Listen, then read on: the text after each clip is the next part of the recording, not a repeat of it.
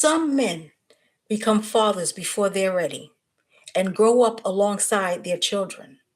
Others become fathers later, shaped by life. Some repeat what they were taught. Others choose to break the cycle by changing their words, how they speak, how they react, how they behave, and how they show up. But no matter when fatherhood happens, it always leaves you with one thing: reflection.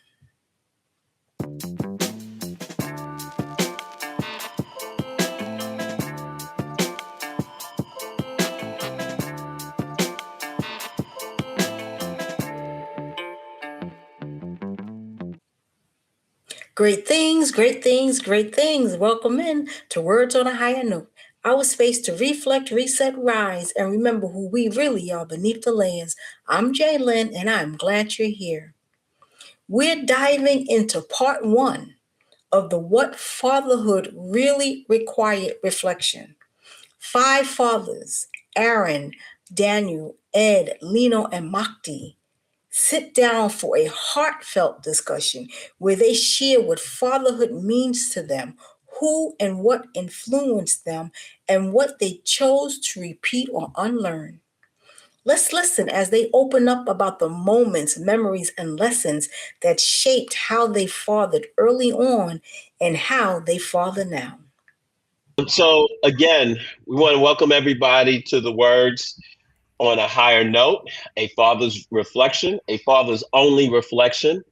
We'll start by just having introductions. So I'm going to ask everybody to state your name. First name is fine. How many children you have, their ages, and the gender. I'll just kick it off to get it said. I have three children, ages 31, 25, 26, and 18. Yes, 19. I have a boy and two girls.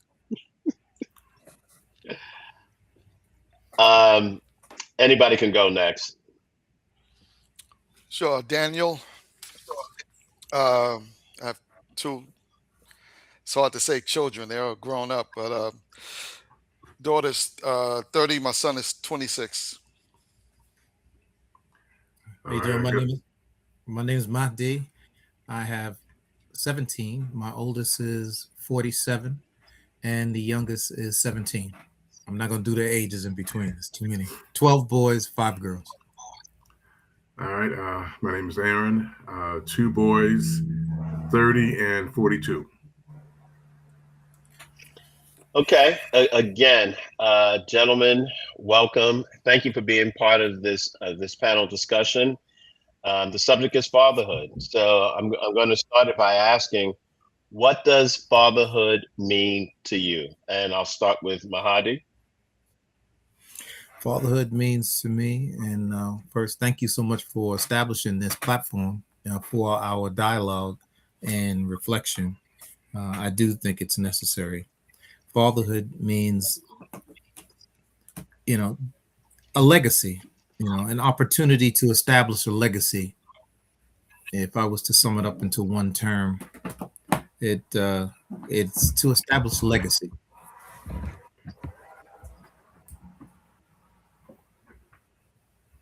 Yeah. I Okay. realize as we go on, I'm Daniel. pretty sure I can expound upon it a little bit later. But just to sum it up, it's just legacy. Legacy and name and history and culture and everything else.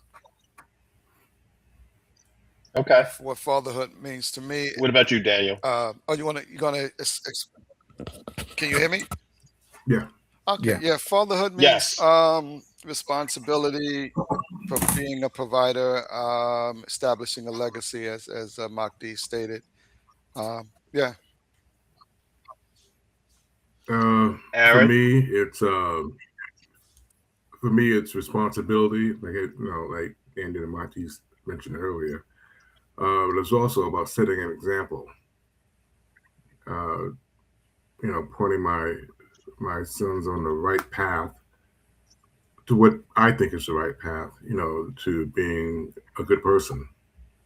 You know, and I'm still learning how to, I'm still learning how to do that. So, it's an ongoing process.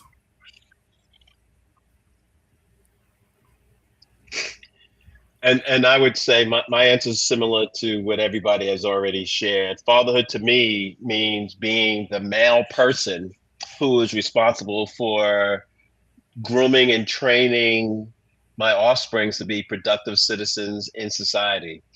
Um, but Aaron, I'm going to piggyback on something that you just said. You said, I'm still learning. So with that in mind, I'm going to ask a piggyback question is, how, if any, how has that meaning changed for you over the years? Aaron, I'm going to start with you. I mean, you have to, they're not kids anymore, right? So, the guidance has to be a bit different. I think the relationship changes as they get older and as I get older. So, I can't really balk at him anymore. It's about conversations. Uh, it's about still setting examples. But I feel like right now the best thing that I can do for him, or the best thing that I can show him, is to lead by example. And when life kicks you in the teeth, you really have to show them how to react. And that's the biggest thing, to show them how to be a man, a black man, because it's a little harder. It's a lot harder for us than it is, you know, anyone else. Maybe other than a black woman, but for black men, it's hard out there. It's not an equal world. I mean, we stand on different footing. So that's what it means to me now. Just to show him how to navigate adulthood. What about for you, Mahadi?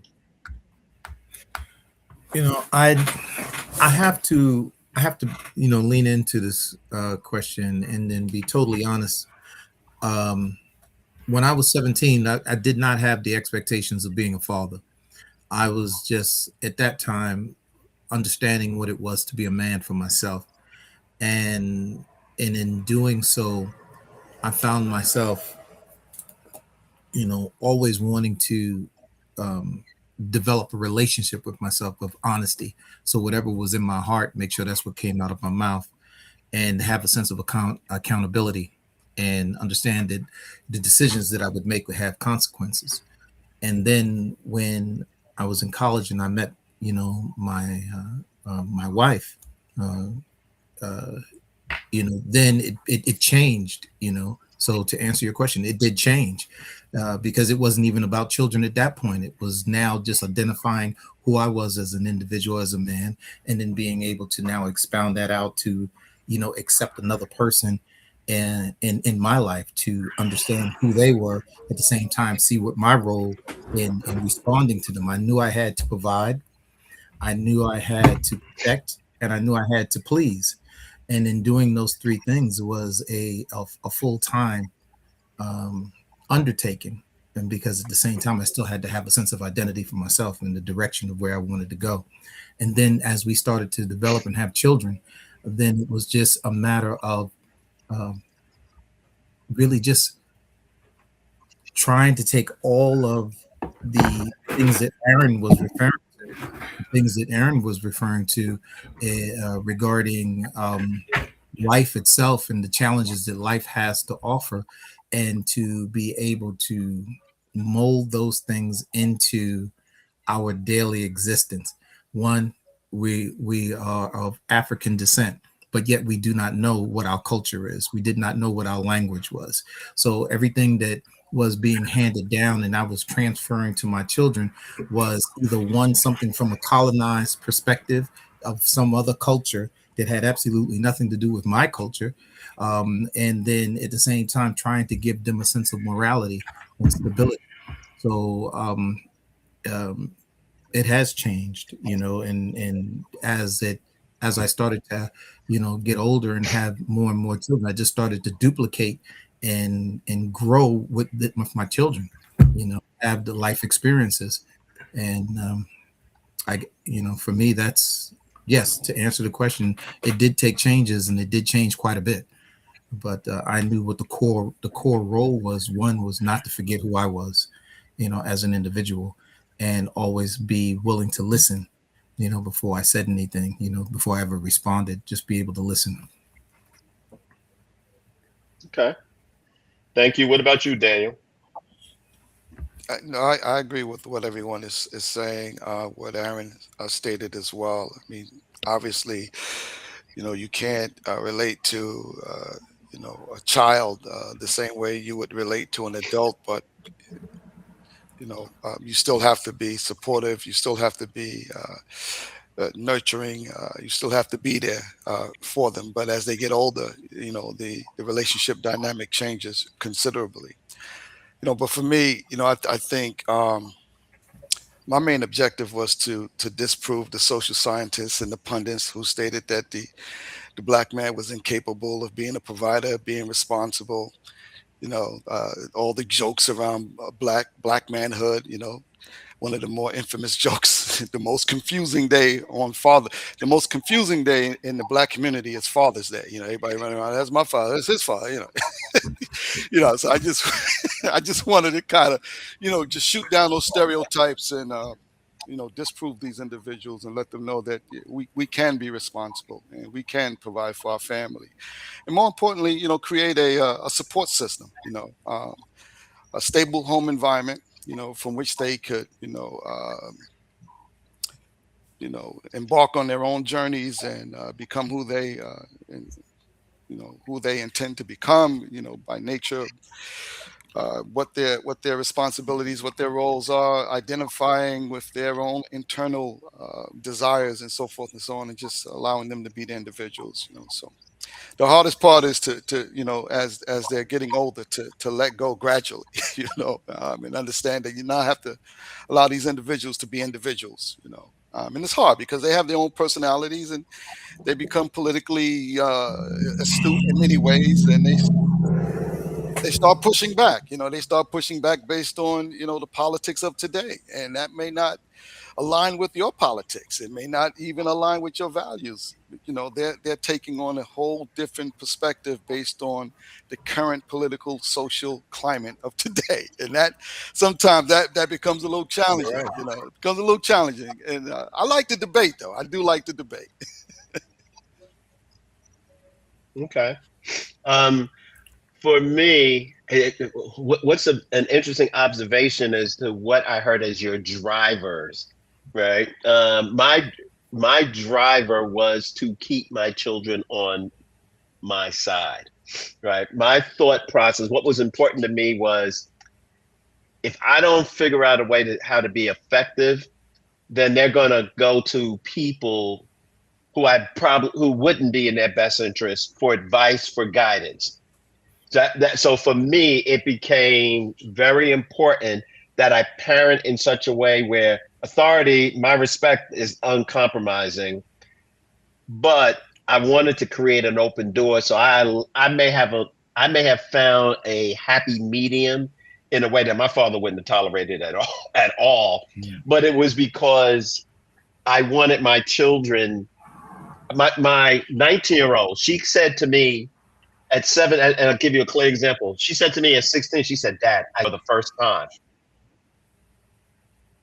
In my brain,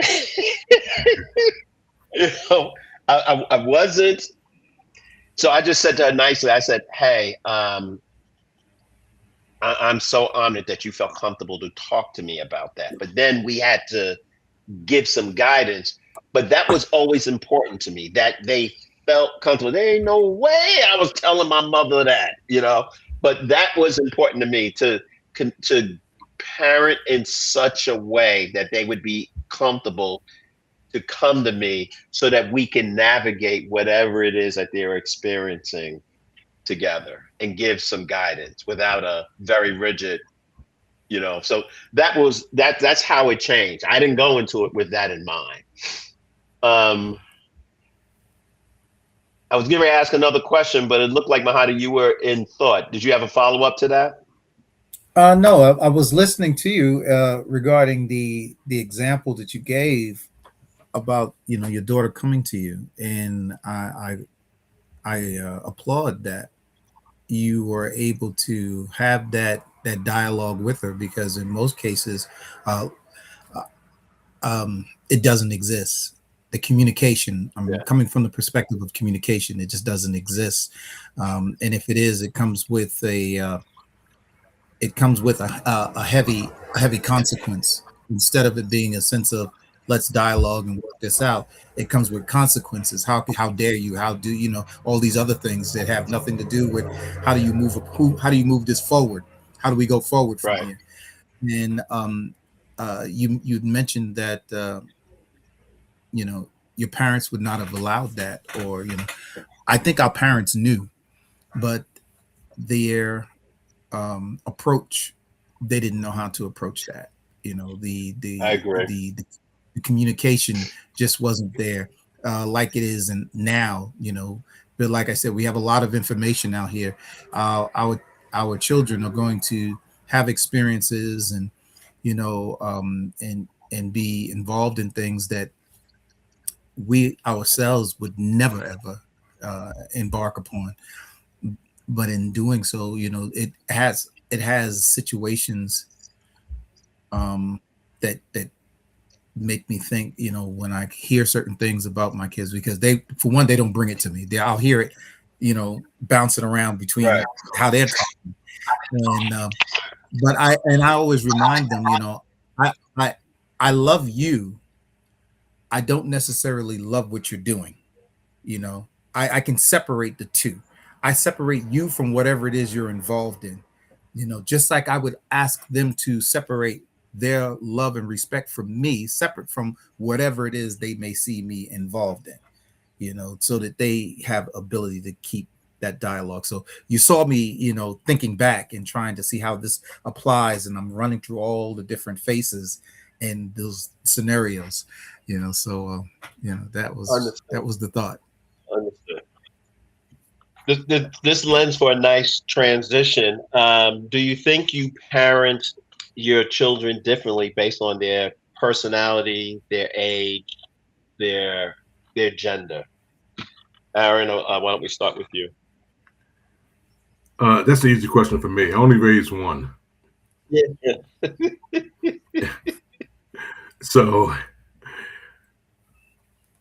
and this one doesn't really apply to me. You really can't.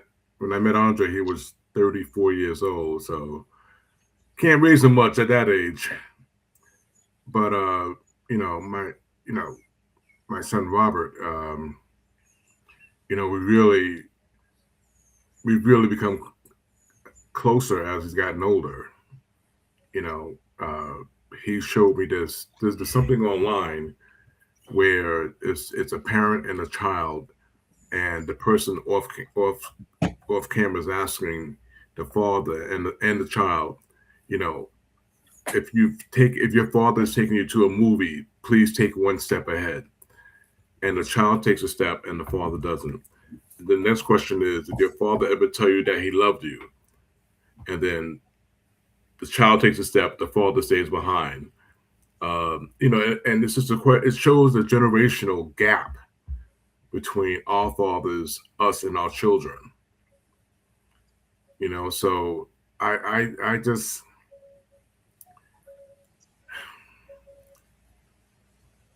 just raised Rob to, like, I didn't raise him the way I was raised, because you really can't do that anymore. I mean, I used to get beatings like once a week.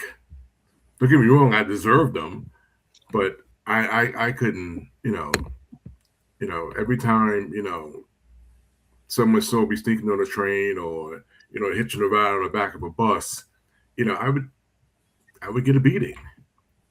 And I can't do him that way. So it's more of a conversation. Everything is a conversation now. Sometimes I don't like it, and sometimes I just deal with it. So that's my point. That's my answer. It's a little different for me. Okay. What about you, Daniel? Well, um, I believe this saying is, I don't know if it's if it's a general statement related to all people, or if it's relating to the black experience. But they say that we raise our daughters, but we love our sons, um, because if you ask the average person, they'll tell you that women mature a lot faster than men. And I don't know if that's because we raise them differently than a boy. We more protective of the boy. We allow the boy to remain a boy a lot longer than we should in some cases. So I was always, I wanted to make sure I wasn't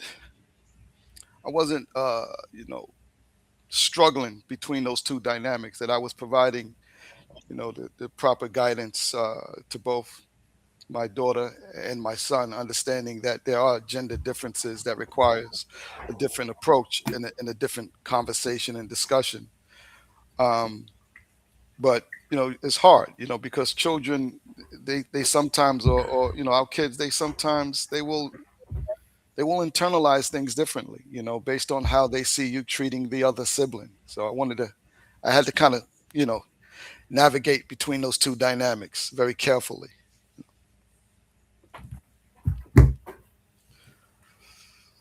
So, but in navigating, do you think your approach was different for each one?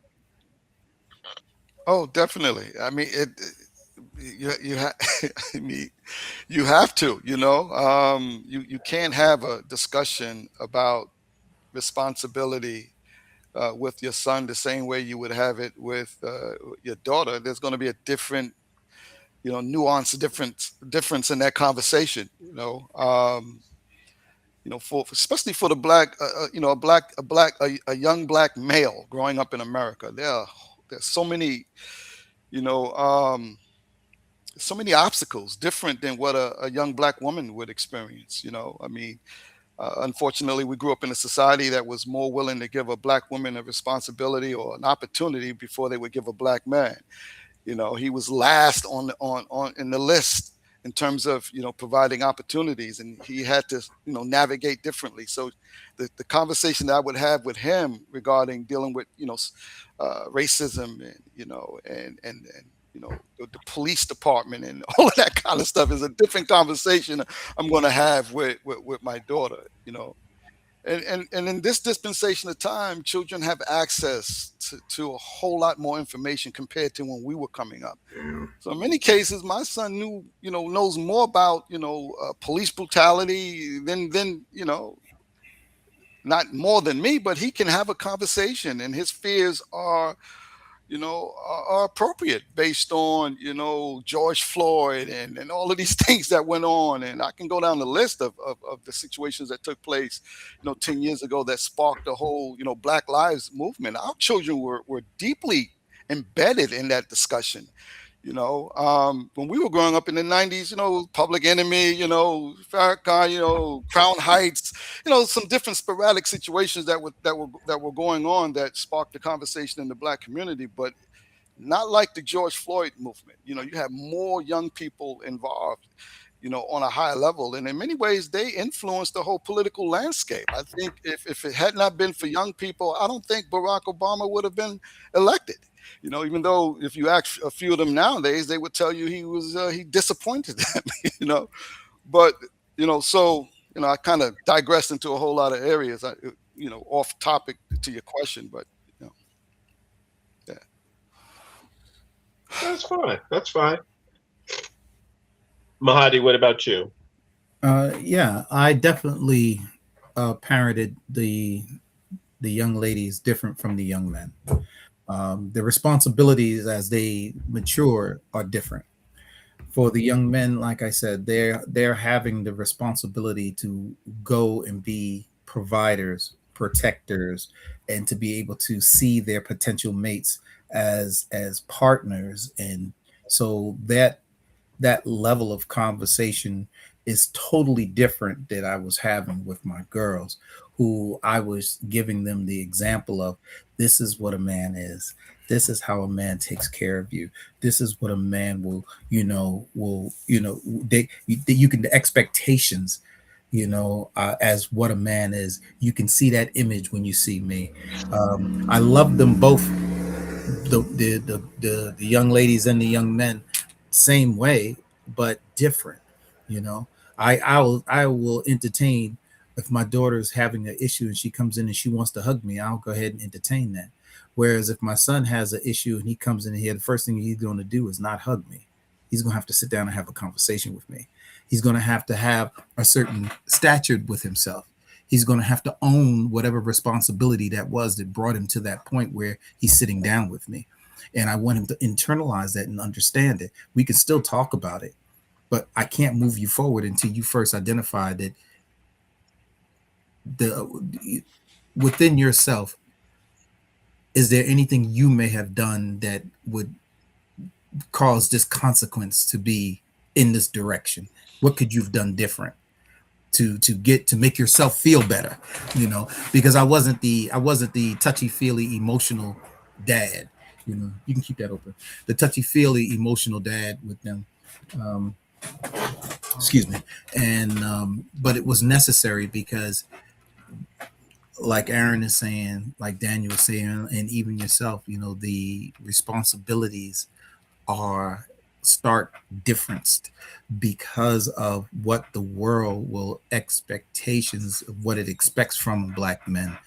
And the same thing, I want to be able to have raise men that can walk into a situation and be men in this situation, to be able to have the foresense of thought and to have that television, to not just see clearly but see far into the situation, so they're just not acting on emotion. So yeah, it's definitely different between the two. Can I just add to that real quick? Mhm. So Please if do. I approach, and I agree with what Mahdi said, but my daughter would accuse me of being a sexist if I started out the conversation with the man, the woman, you know what I'm saying. So I had to kind of figure out how to broach that conversation without alienating her, while making it mutually important, but respecting the opinions and the rights and dignity of each individual. Because it's a tricky, like 40 years ago, I can have that discussion, because our parents had that discussion with us. We wasn't dealing with, you know, the whole gender movement that's going on today, where, women, feel like, and rightfully so, hey, I have equal rights. Do not start a conversation with, okay, the man is this and the woman is that. Do not put me in a particular place. Have a conversation with treating all of us the same, regardless of our gender. And the women in this dispensation of time, they will attack you from that standpoint. So you have to, and there are companies have policies and laws set up. So you have to really be careful when you have these type of conversations with your children in this day and age. But so that's the nuance, that's the tricky part of it, because their kids are very astute. My daughter will push back. I know she'll push back. Mhm, So mhm. And rightly so. And I think we as fathers bear the responsibility of even having that level of conversation with our children about gender fluidness and how things are moving. These nuances are geared for financial benefit. If historically, if you are incarcerating black men and black women are being forced to care for themselves, raise children by themselves, feed themselves, try to figure out the finances by themselves. And they're doing these things at the same time having relationship with men, but these men are nowhere in the picture as far as the provider, the protector. The provider becomes social services, the protector becomes 911. The pleasure comes from go to a club, or you go to girls night out, whatever it is. The dynamics are changing, but that doesn't mean that that's our goalpost.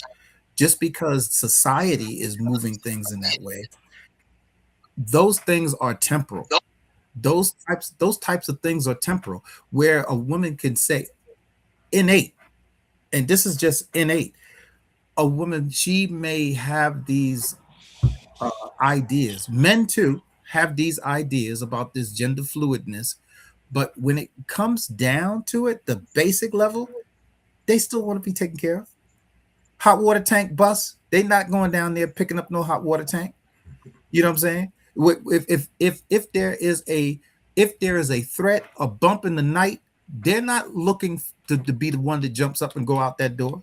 They're gonna look at you, and if you turn around and look at them and be like, "I think you ought to go take a look and see who that is, dear," that would be kind of weird to them. It just there are certain things that are innate that transcends the cultural climate, because the cultural climate changes. It's not the standard, and the emasculation of men in general, to say that we're all equal, is that's not even biblical. It's just not. I mean, financially, you can say, okay, you can make as much money as I did, but is that success? Is that the criteria that we're utilizing now when it comes to establishing, equality, the finances? I don't think that that's a good measure of character, or a good measure of what a good man is, or the good measure of a good woman is. Because I know guys that walk around that have watches on their wrist that cost more than my whole land and house together. That don't mean they're good people. That don't mean they're good people. I know women that would be out here and that has, oh my goodness, tremendous amounts of wealth and status, but that don't mean that they're making good moral choices. And these moral choices come down to it. So I don't think the esoteric things are the teachers of who our culture is supposed to be. Now, I empathize with you, Daniel, and having to, explain that. But Well, as time yeah, goes on, it is what it is. yeah. Um, uh, Again, the moral question, one's interpretation of morals. It's that's a whole nother discussion. Religion being injected into the conversation. I think those things. I think morality is based on the values that an individual have, that governs their life, based on treating people with dignity and respect, and wanting to be treated as I treat the other person. I think that's an innate quality in every human being, and to me, that has absolutely nothing to do with religion. Um, but what the broader point that I was trying to make is that I think that there is a social evolution that is taking place among our people, that's causing them to reinterpret the relationship dynamic, the social disposition of each gender. You know, Traditional, yes. The man was in charge of the household. He went out, he made the money. The woman sat home. The whole stereotypical perception of being barefoot, pregnant in the house, all of those things led to the woman reinterpreting, her role and her position on this planet. And that just created, where we are today. This is why you have, milestones being made. The first woman, vice president, all of these things, women into Congress, the police department, the military, so forth and so on. And those traditional values, those traditional relationship dynamics, they still do exist, and we still, for the most part, society want those things to exist. But I think other people want to live a certain lifestyle based on who they are as an individual, and they don't want to be put into a particular category based on their gender. And that's the fight. That's just the fight. That's where we are right now. So when I have the discussion, with my daughter, I just have to be careful that I don't put her in a position based on her gender, but put her in a position based on her God-given ability, skill, her attitude, and her desire to be the best person she wants to be, regardless of her gender. Because I don't want to negatively, impact her, uh, her psych. I don't want to. I don't want to interfere with whatever is going on with her in terms of how she sees herself. You put the fan in this direction too. So that's pretty much what I'm trying to say. But I definitely understand what you're saying from a historical perspective. Yeah, and I see that. But if we continue to allow society to steer this ship, no one will ever get married again. They won't see a necessity of it. You know what I'm saying? They will not see a necessity of, because they can establish these coexisting circumstances and call it whatever they want to call it, but it won't be based on any moral responsibility and obligation. We have to, we as men, as fathers. No, finish your statement. No, I respect the timeline. You know what I'm saying? You throw up the time. I'm throwing. Well, I want to bring it. Well, so I wanted to make sure we were answering the question, and also while acknowledging great conversation, I wanted to welcome our latest panelist. Please just give us your first name, how many children you have, and their ages. How many children, their ages, gender, and your name. Can you hear us? Maybe not. Okay, so while we're waiting for him, I'm just going to answer. And great, I love the back and forth that we've just had. But have I parent my children differently? Mahdi, I'm going to give a different perspective on what you were saying about the single mother raising children when there's absentee father. That definitely is the case. But I come from the other side where I was a single father raising children, and I knew a community of men in that situation. I wound up remarrying. But for me, those were my kids. She's optional. I appreciate what I get from her, but it falls on me. That was my mindset, that I was a single parent. So yeah, I did raise them a little bit differently. I was corporal punished. I believed in corporal punishment. So I gave that to my son because I was a pretty decent contributing member of society. That worked for me. I gave that to my son immediately. You did something wrong. There was punishment, corporal punishment, to redirect your action. It didn't take me long to realize I can have that same effect with my daughters with just my voice. That my voice was enough to make them melt. And I can get them to redirect if I spoke to them in an authoritative tone. So just to answer the question, yeah, I recognize that I raised them differently. But it was because of me maybe overcompensating a little bit because I'm feeling like I'm a single male parent. We're supposed to fail. That's supposed to be not a norm, but an anomaly. It's not supposed to happen. So I'm just in my commitment. Yeah, I definitely, anything I thought would give me an edge in parenting, I did. And I didn't do them necessarily the same. But I want to welcome our newest panelist. Please state your name. Can you hear us okay? Yes. I'm just following. I'm laughing. You call me the newest panelist. Like, I just, afternoon, gentlemen. How you doing? I apologize for my tardiness. I just came back from a funeral. My line brother's father passed away. So that was in Fredericksburg, Virginia, which is a little over an hour and a half for me. So I just got in, and then I have another engagement later on today. So good to see you guys again, and it's my old classmates again, and let's get into it. So the script says I don't want anybody to complain to me later that I didn't do what I was supposed to do. So how many kids you have?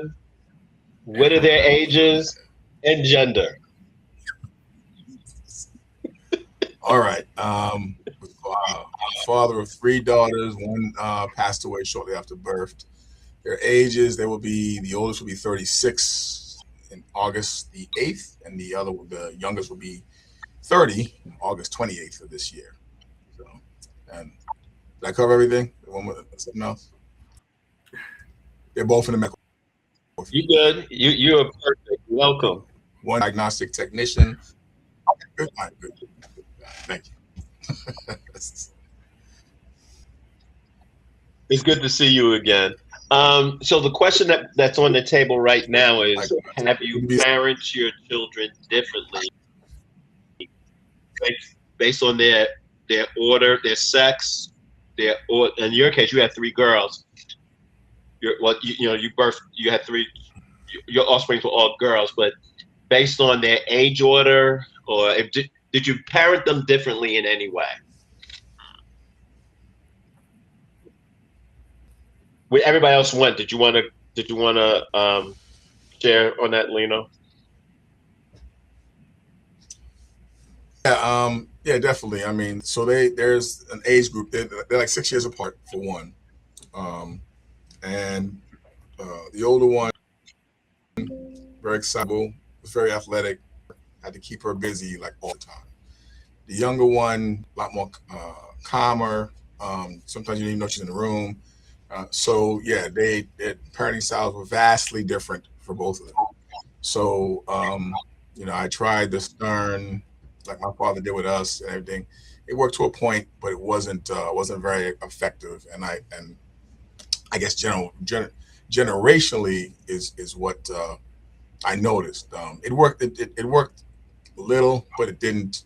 I was stunned how it didn't have the same effect it did with myself and my siblings. But so I had to change some things up. Talked more, which was better. Talked more, tried to explain more, and let them make their own mistakes. We talked about it. The younger one was a lot more receptive. She was more of a better listener. Much of the listener is more. She kind of like, let me find out for my own, and then I'll ask for forgiveness. What's that term? Ask for forgiveness instead of permission. I'll do what I'll do for myself and ask for forgiveness. The other one was more cautious, more apprehensive. Just took things slower. Listened more, and that garnered her better results. So, but yeah, definitely had to parent differently based on this different temperaments. It was a blanket style at once, and then you realize their temperaments are different. Understood. So, and sorry for the loss. Sorry for the loss.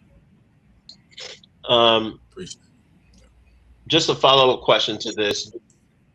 Do you think your children notice the difference in parenting style between them and their siblings? Aaron, I'm gonna go to you. Let's go. Yeah. I don't know if you want to. I don't know if you want to make a comment or not. I know you really had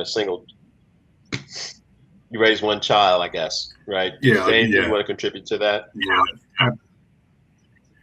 I just raised one, so there's no one else that I can, compare and contrast, make a comparison to. So I'll pass on this one. Okay. What about you, Mahdi? Did your children identify a difference in how you were parenting them and their siblings? Yeah, they recognized that as they were getting older, I was less hands-on and more communication, because they definitely mentioned that to me a few times, and I see it in their raising of their children. I see how it affects, but so a stark difference. My oldest daughter says to me several times, even in front of her children, that her children are like in their 30s. Wow, I wish I would have done with my fault what Abu did to her. I wish she would have done that to her kids, because the direction of society and where she sees her daughters, she says they lack certain things that she has just innately, that she sees that they're lacking in certain things. So I've heard that, but yeah, there's been a big difference between the generationals, um, observation of how I parented, or then, and how I parent now. Because once you're a parent, you're always a parent. It never goes away. It doesn't go away. I was in my 60s and my mother was still parenting me.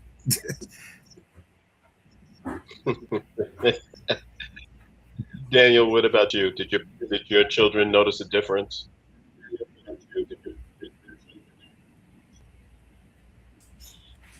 Yes, and rightfully so. I mean, I'm different personalities, so and they're going to call you out on that. I mean, I think my son called me out on that early on when he was, I don't know, maybe 9 or 10 years old, and I got very excited when his sister did something well, and he was like, "Well, you didn't say that about me," he, he was kind of so he little things like that told me that he needed that type of feedback from me. I didn't think it was a big deal, but that was his perception. It's we have to be careful that we don't superimpose our reality on their perception. Their perception may not be reality, but that's how they're looking at things right now, and we need to find ways to validate that as we try to provide them with the guidance and the parenting. So yes, they did recognize the difference. Okay. Okay. Lino, what about you? Yeah, they did, and I did, change up, a 6-year difference. You do learn some things, and a lot talked to me. My wife had talked to me, just kind of, she was aware of, how, heavy-handed my father was, so she was kind of like, that's not going to work. Um, so the children, yes, and for years, the older one would point something out that, you didn't do that with me, you didn't do what you doing with Maya, you do it with myself. But she was more hyper. She was more, the battery never ran out. Yeah, so I when they say things like that, I don't. It's like, come on, you just, you're different people. You're different people. I mean, like how I was raised. Boys were raised one way, and the girls were raised something. You're a male. This is what you're going to do. This is what males do. You're a girl. It's the expectation. This is what you're going to do. It wasn't even a personality thing. It was just like, it was a gender thing. So, I mean, for my father, my mother, she's all around us all the time. She was more perceptive. She was a nurse, so she was more perceptive on the individual children's personalities. Dad was like, "You're a man, you doing this. You're a girl, you're doing this." You know what I'm saying? So, I tried to raise them as women, independent, strong, um, work hard, have a good work ethic, and that was really it. But you have to be attuned to listen, to what your parents are trying to teach you and train you. You can't just keep going, a million miles an hour. It's just you're not digesting anything. You're not taking it in. So, I mean, they say those things, and there's some learning points from it. But I think, us as adults and us as parents, I think we know why we're doing what we're doing. We know why we're doing what we're doing, how our styles cater to that certain child. Yeah. And I'm no different than the rest of the group. They definitely noticed a difference, but my son pointed out immediately. He's like, "You're not. There's no beatings for them. What's going on?" And I had to explain to him, I love you all the same. To be effective, I just need different tools to be effective for each one based on your individual personality. I don't think he appreciates that now, but as he's starting his family, I mean, I don't think he appreciated then, but as he's starting his family, I think he can respect and understand that now. All right. So I'm gonna move on to the next question. At what age did you become a parent, a father, and how did that have an impact on how you father? At what age did you become a father, and did that have an impact on how you fathered? Aaron, we'll start with you.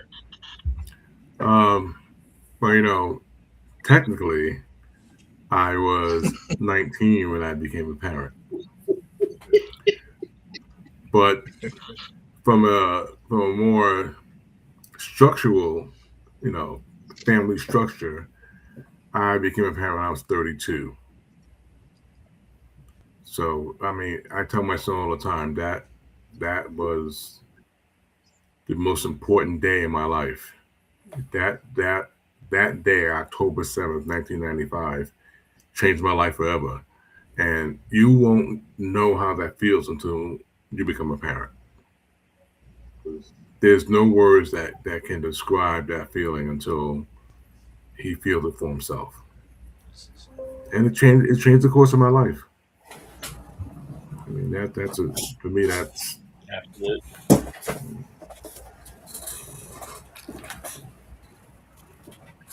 Daniel, what about you? What age and how has and did that have an impact on how you father? I was 31 years old. The impact that it had on me, how I father, is that I have to be responsible. I have to make sure that I provide for this person. Um, I was scared as I was nervous. I was, I was saying it's real now, and I did not want to repeat the cycle. I envy all of you gentlemen who grew up in a household with a mother and a father. That was not my journey. I didn't have a father. Like I said in the first um, discussion that we had, last time I saw my father, I was 4 years old. He gave me a quarter and promised me a bicycle. All of my siblings, we all had different fathers, and none of them were involved. And so for me, it changed my life because now I had an opportunity to break that cycle. So that made me more committed. Okay. Okay. Lino, what about you? What age did you become a father, I and, was like and 20. did your age impact how you parent? Yeah, I was 26 years old. Um, so I was fairly young, panicked, scared to death. Don't want to make any mistakes, doing it right. Matter of fact, when she was born, 4 months later, I was in Saudi Arabia. So I left at 4. She was 4 months old. I came back. She was 9 months old. Mm, So yeah, so yeah, so that I was and wasn't making a lot of money. You know, I was a sergeant, not making a lot of money. So finances was a concern. I knew how to be responsible. I I was beaten into me. I knew how to be responsible. I knew what the task at hand was, and I knew what I had to do. But I was working to provide peace. The gone peace. Traveling, going. Matter of fact, I was scheduled to go prior to deploying. I was scheduled to go to a school, a 3 month school, come back, and then deploy to Saudi Arabia. And I told him no because my daughter just was born, everything. And you don't tell the army no. That didn't go over very well for me, but that's was. So a lot of growing up to do, but in charge of of a $12 million helicopter. So I knew how to be responsible there. So it was more so just resources, finances, bills, that kind of stuff. I had a lot of learning to do too, at that age.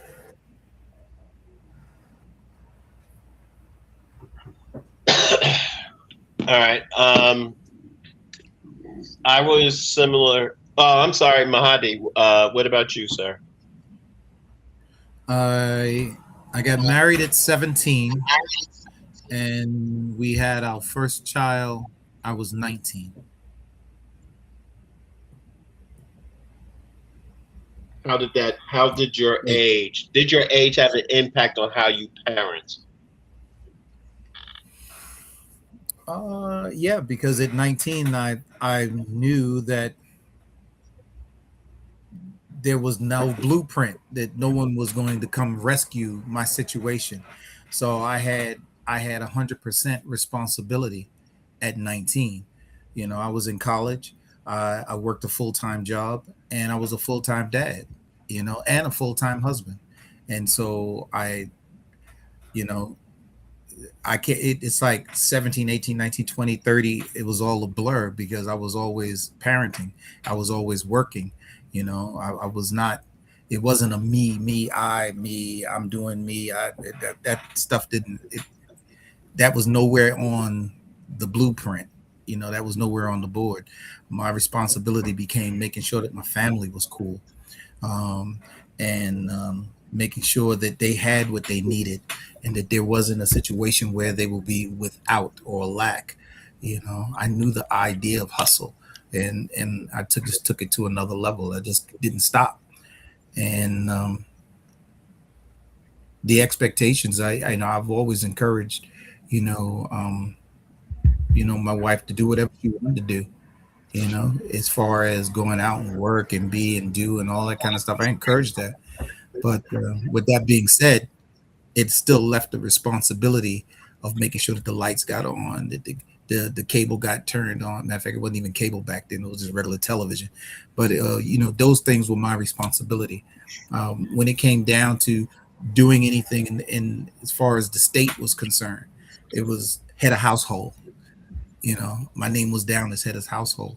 When it, yeah, it's I don't know what I don't know what that life is like outside of being a dad, being a husband, and working my ass off. I don't know what that life is outside of that. you know so like we us men, we all have different perspectives, and I'm listening, and it's similar, but it's just different. Yeah.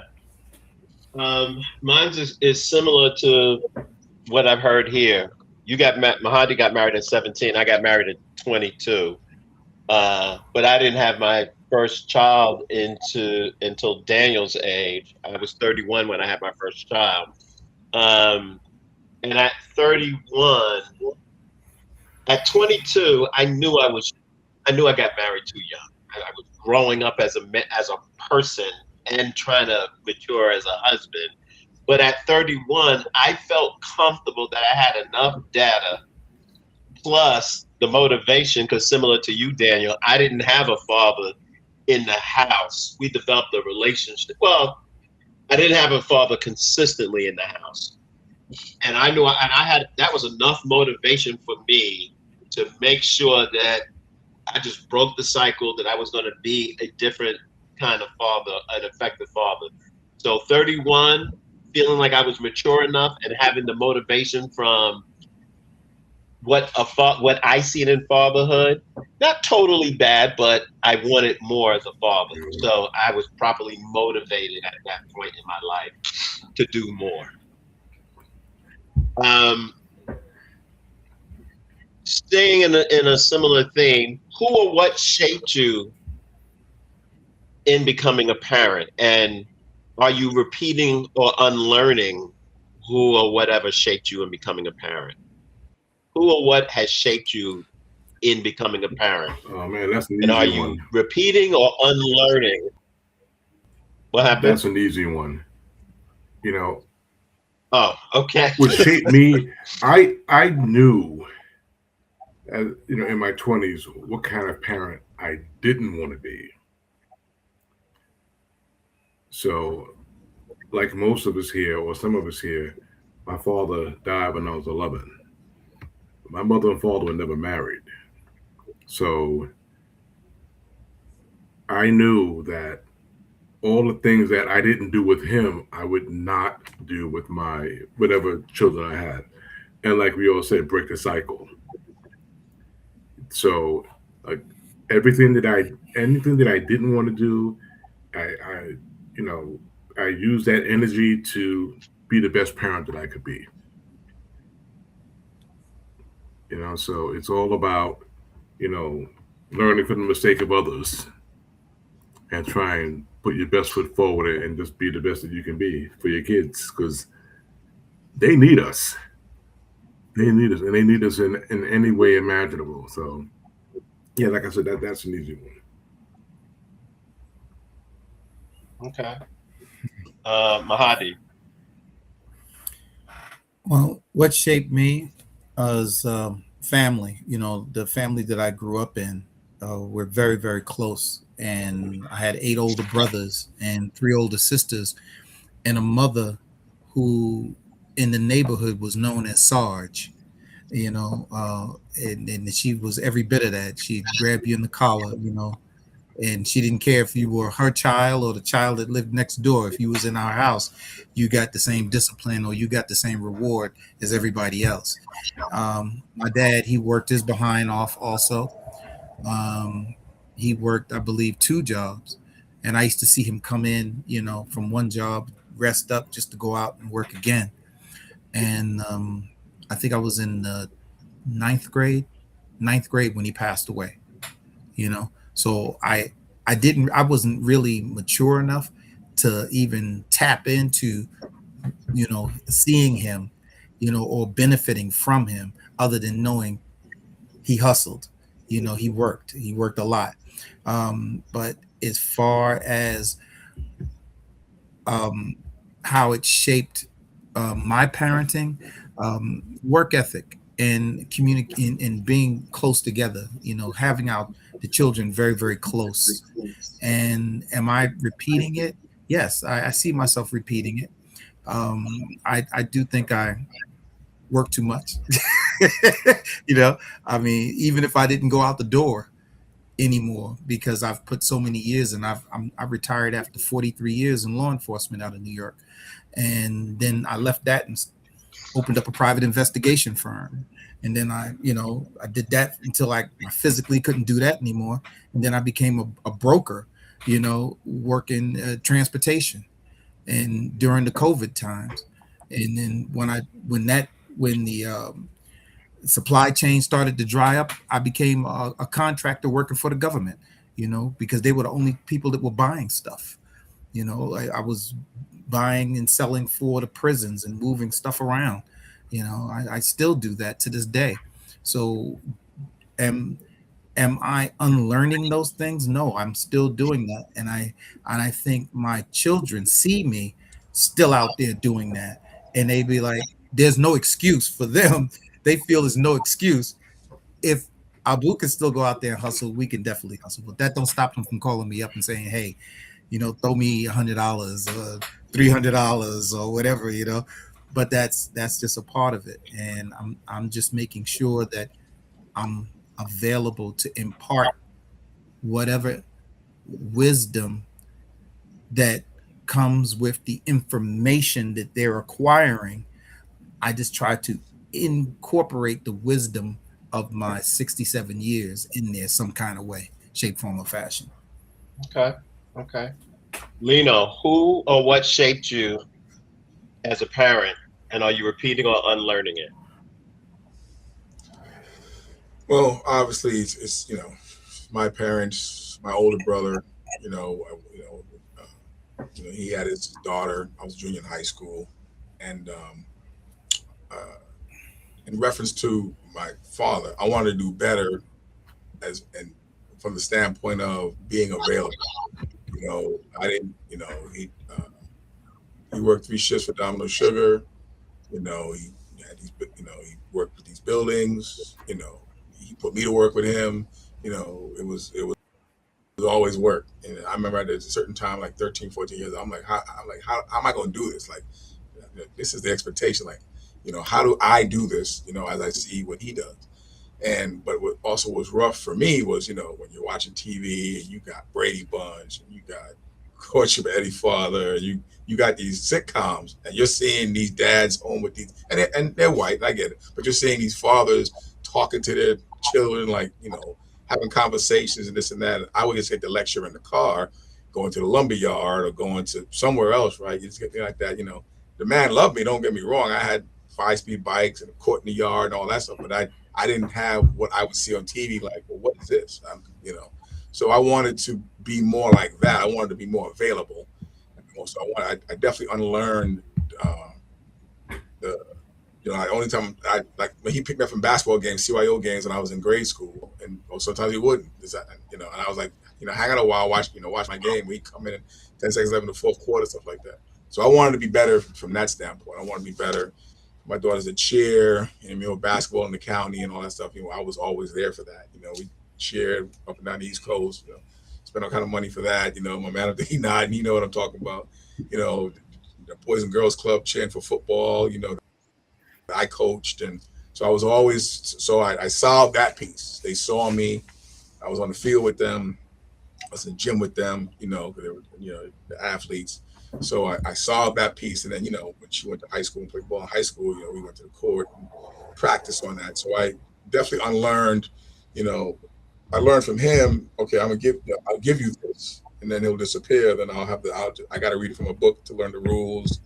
And then my boys playing, learning as I go. I wasn't taught from him, not that he knew. Generation West Indian, he didn't know. He just, I gotta go back to work, it's I gotta get this money. So I learned that part. But what I still hold firm on too was I'm just like Mahdi, man. Just kind of, I'm just this workaholic thing, and but just always working, and but I'm unlearning that too now. Like, hey, the retirement window, it's coming, and I gotta get rid of that. So, but I kind of want them to see that. I've always wanted them to see that, because I was like, this is really what you have to do, especially in this skin tone. You have to work your ass off. So I want to get that to them, and they're kind of spoiled, a little bit entitled, but I want to say, hey, you can't rest on your laurels. This is what we do. So, but as I'm older, and if grandkids do ever show up, I do want to unlearn that available, and have the health to be available, sit and talk and tell them military experiences, experiences, just life experiences, and teach and be that teacher, and hope I explained that well.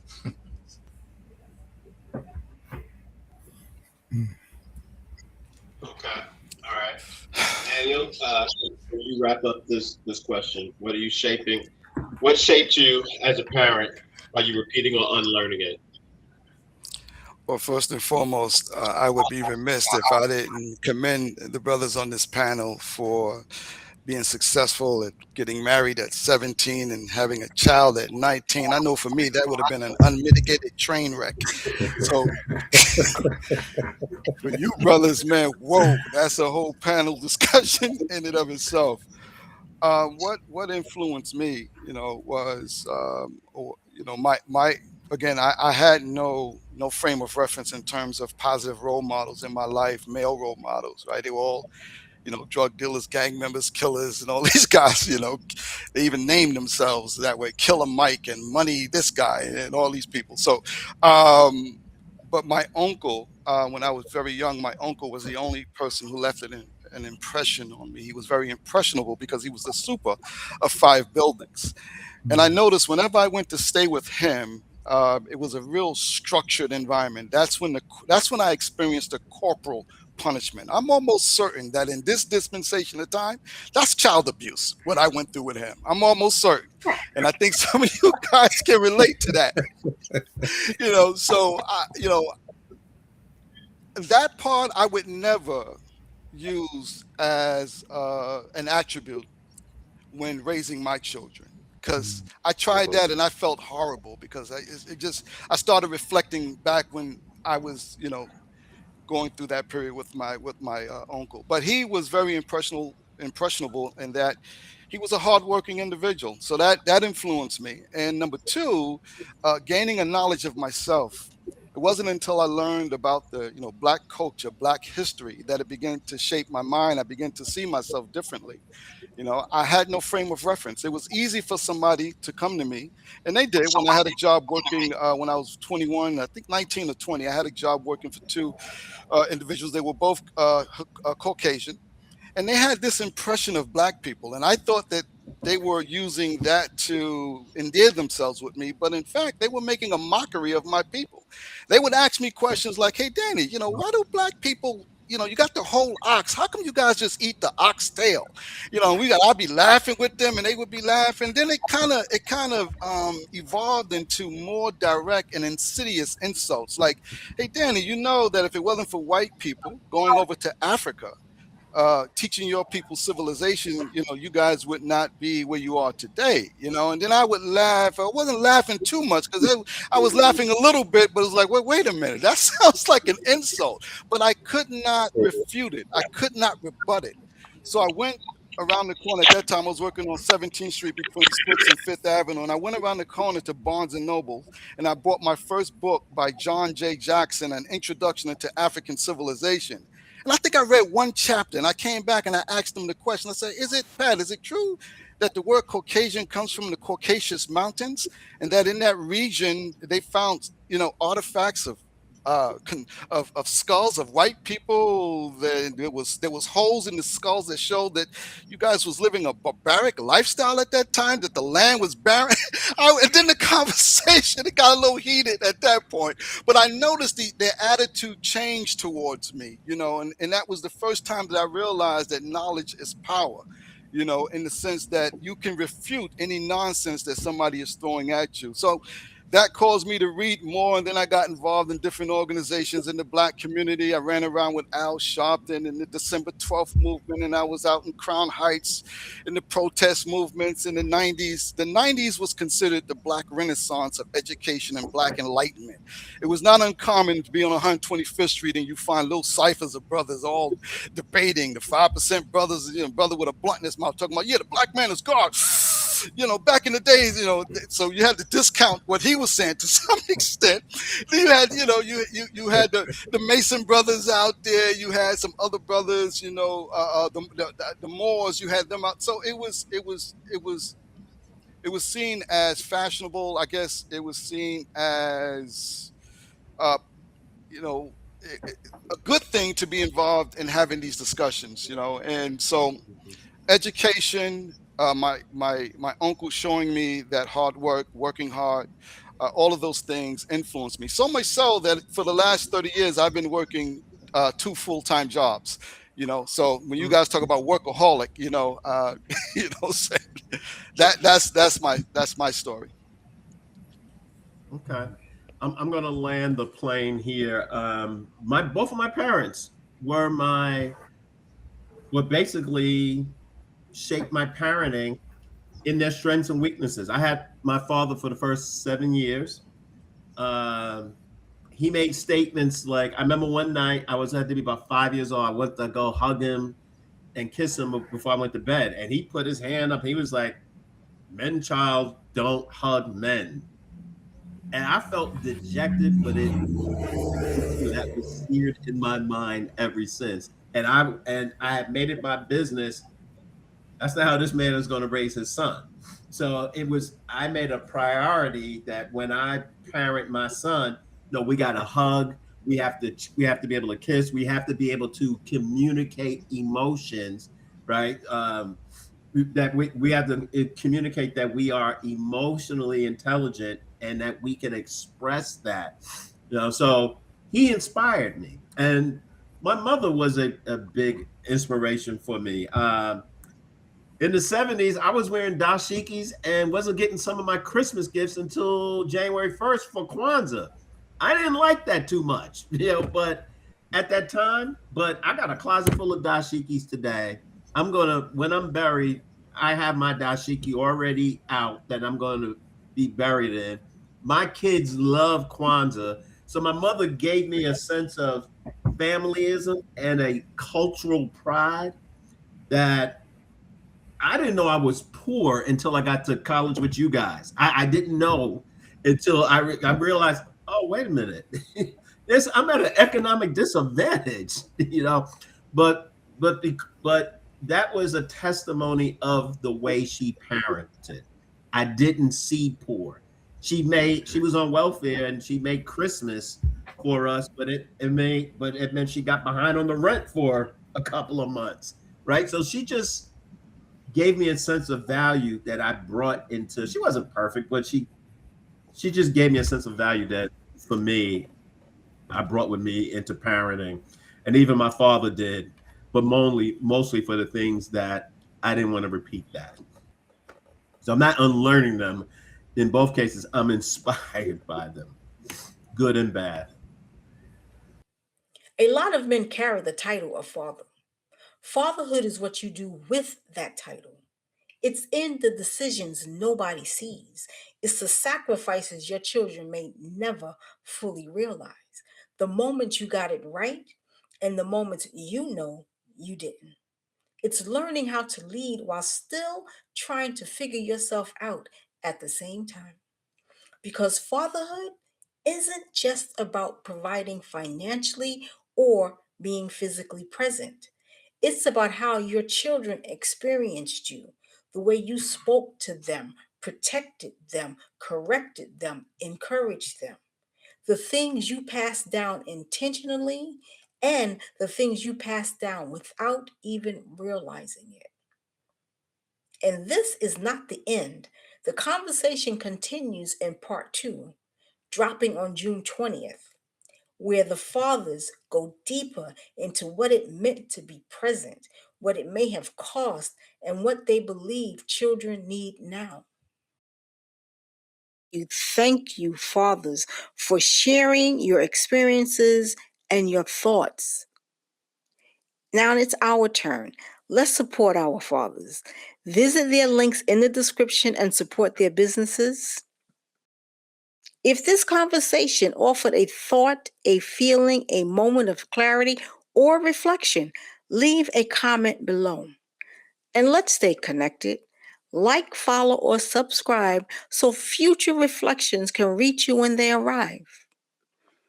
Thank you again for tuning in to Words on a Higher Note, where reflection meets elevation, where grace meets growth, where personal evolution is not rushed, but embraced, honored, and celebrated. Until next time, keep listening for the higher note.